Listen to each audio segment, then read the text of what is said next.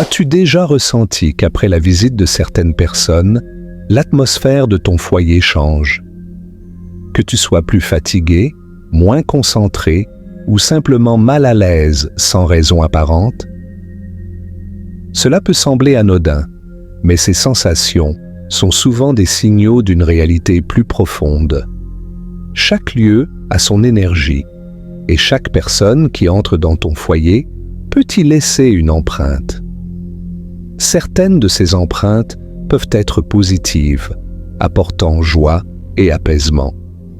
Mais d'autres, hélas, peuvent attirer des vibrations négatives, te laissant avec un sentiment de lourdeur ou de malaise. Dans cette vidéo, je vais te raconter l'histoire de Claire, une femme retraitée qui a découvert des moyens puissants mais simples de protéger son foyer et son bien-être grâce à des pratiques transmises par un voisin sage, Monsieur Pierre. Ces techniques sont si efficaces qu'elles repoussent toute énergie négative, mais surtout, elles sont ignorées par beaucoup. Même tes ennemis ne voudront jamais que tu les connaisses, car elles forment un bouclier de protection invisible autour de toi et de ton espace.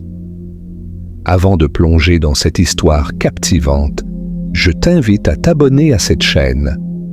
Si tu tiens à ton bien-être, à celui de ta famille, ou que tu veux simplement apprendre des astuces ancestrales pour te protéger et améliorer ta vie quotidienne, cette vidéo est pour toi.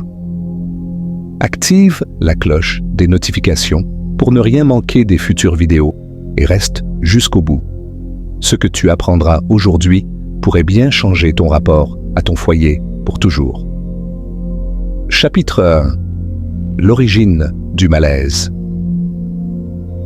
Claire, après une carrière de plusieurs décennies, avait enfin pris sa retraite. Elle s'était battue pour arriver là, avait sacrifié du temps pour elle-même, et maintenant, tout ce qu'elle voulait, c'était profiter de sa maison, un endroit où elle pourrait se ressourcer, entourée de ses souvenirs, de ses plantes et de ses objets préférés. Mais au fil des mois, quelque chose commença à changer. Malgré ses efforts pour créer un environnement chaleureux et confortable, elle ressentait de plus en plus souvent une fatigue inhabituelle. Après certaines visites, le malaise était si palpable qu'elle préférait rester dehors plutôt que de rentrer chez elle. Cela l'inquiétait. Claire, qui était d'habitude pleine d'énergie, commençait à se sentir épuisée, anxieuse, et même les moments passés avec ses petits-enfants ne parvenaient plus à lui redonner la vitalité qu'elle avait toujours connue. Un jour, alors qu'elle arrosait ses plantes dans le jardin, elle aperçut son voisin, Monsieur Pierre, un vieil homme avec qui elle avait déjà échangé quelques mots, mais sans jamais engager de discussion profonde. Ce jour-là, pourtant, quelque chose l'incita à se confier. « Pierre, je me sens épuisé ces derniers temps. Ce n'est pas seulement la fatigue, c'est comme si quelque chose pesait sur moi, comme une ombre invisible. Je ne comprends pas ce qui se passe, mais après certaines visites, je ne reconnais plus ma maison et je me sens mal à l'aise chez moi. » Pierre la regarda avec bienveillance. Il avait vécu bien des années et son regard portait la sagesse de quelqu'un qui avait appris à observer les signes subtils de la vie. « Claire, tu n'es pas seule à ressentir cela. Beaucoup de gens ignorent que leur maison peut absorber les énergies des personnes qui y passent. Tu as beau garder un espace propre et ordonné, les vibrations émotionnelles et spirituelles laissent des traces invisibles. Certaines personnes portent en elles des fardeaux émotionnels, des tensions ou des frustrations qui, sans le vouloir, peuvent se répandre dans ton foyer. Mais ne t'inquiète pas, il existe des moyens très anciens et très puissants pour protéger ton espace. Claire, intriguée, écouta attentivement. Elle n'avait jamais envisagé sa maison sous cet angle. Elle pensait que tout ce qui comptait, c'était la décoration, le confort la propreté. Mais ces notions d'énergie négative et de protection lui étaient nouvelles. Chapitre 2. Les secrets de la protection. Pierre lui révéla alors des secrets issus d'une sagesse ancienne, des pratiques simples mais efficaces pour purifier et protéger son espace. Le premier conseil qu'il lui donna concernait une plante que Claire connaissait bien, mais dont elle ignorait les vertus cachées, le romarin. « Place un pot de romarin près de ta porte d'entrée, » lui dit-il. Le romarin est une plante sacrée depuis des siècles. Elle a des propriétés purificatrices et est réputée pour éloigner les mauvaises énergies. Chaque fois que tu entres ou sors de chez toi, effleure doucement ses feuilles en pensant à la paix et à la protection. Cela créera une barrière invisible autour de ton foyer. Claire fut surprise.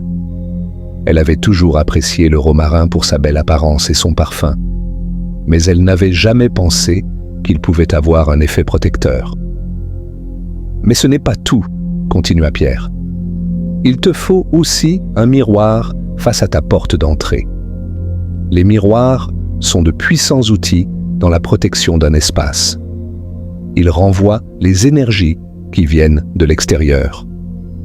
En plaçant un miroir face à ta porte, tu empêches toute énergie négative de pénétrer dans ton foyer, car elle sera renvoyée là d'où elle vient. » Claire trouva cette idée particulièrement intéressante. Elle avait toujours aimé les miroirs pour leur aspect décoratif, mais elle commençait à comprendre qu'ils pouvaient avoir une fonction beaucoup plus importante que simplement embellir une pièce. Pierre continua à lui partager ses connaissances. Un autre outil très puissant est le son. Le son est capable de purifier un espace en profondeur. Je te recommande d'utiliser un bol tibétain ou des cloches à vent. Ces instruments produisent des vibrations qui dissiperont les énergies stagnantes et négatives. Fais résonner le bol tibétain dans chaque pièce au moins une fois par semaine ou chaque fois que tu sens que l'atmosphère est lourde. Les vibrations harmoniseront ton espace et restaureront la paix. Claire avait déjà entendu parler des bols tibétains, mais elle ne les avait jamais utilisés. L'idée que le son puisse nettoyer un espace l'intéressait beaucoup. Enfin, n'oublie pas les cristaux, ajouta Pierre. Le quartz transparent est un puissant protecteur. Plaçant dans chaque coin de tes pièces principales. Les cristaux absorberont les énergies négatives et purifieront ton foyer. Et si tu veux renforcer leur pouvoir, recharge-les à la lumière de la pleine lune de temps en temps. Chapitre 3. Les relations avec les autres. Mais Claire avait encore une question importante. Elle s'inquiétait des personnes proches d'elle, des amis et des membres de la famille qui pouvaient, sans le vouloir, apporter des énergies négatives. Que puis-je faire si ce sont mes proches qui apportent ces mauvaises vibrations? Je ne veux pas les repousser, mais je veux protéger mon foyer. Pierre, avec son calme habituel, répondit « Tu ne peux pas toujours contrôler les autres, mais tu peux renforcer ton espace pour qu'il devienne imperméable aux énergies indésirables. Place un fer à cheval derrière ta porte d'entrée. Ce symbole est utilisé depuis des siècles pour repousser les influences négatives. Il est discret mais puissant. Cela te permettra de protéger ta maison sans que personne ne le sache. » Claire sentit un soulagement. Elle ne voulait pas blesser ses proches, mais elle comprenait maintenant qu'il était possible de protéger son espace sans nécessairement créer de conflit. Chapitre 4. La lumière et la purification. Avant de conclure, Pierre lui donna un dernier conseil, peut-être le plus simple, mais aussi le plus symbolique. Allume une bougie blanche chaque soir. La lumière d'une bougie blanche est pure et lumineuse. Elle symbolise la clarté, la paix et la protection. Lorsque tu l'allumes, fais-le avec une intention précise de purifier ton espace. La flamme d'une bougie est un puissant symbole de renouveau et d'harmonie. Chaque soir, en allumant cette bougie, tu renforceras l'énergie positive dans ton foyer. Claire remercia Pierre pour ses conseils. Quelques jours plus tard, elle mit en pratique tout ce qu'il lui avait enseigné. Elle installa des miroirs, des cristaux, un pot de romarin et un fer à cheval derrière sa porte. Elle alluma une bougie chaque soir et fit résonner son bol tibétain pour purifier l'air. Rapidement, elle ressentit les effets. L'atmosphère de sa maison changea. La lourdeur disparut et elle retrouva enfin ce sentiment de paix qu'elle avait tant recherché. Un jour, elle invita Pierre à venir prendre le thé chez elle pour le remercier. En entrant, Pierre sourit en ressentant immédiatement la différence.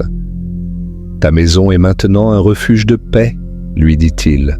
« Tu as appris à la protéger et à la purifier. Continue ainsi et tu verras que les énergies négatives n'auront plus d'emprise sur toi. Prends le contrôle de ton espace. Toi aussi, tu peux appliquer ces enseignements simples mais puissants pour protéger ton espace des influences extérieures.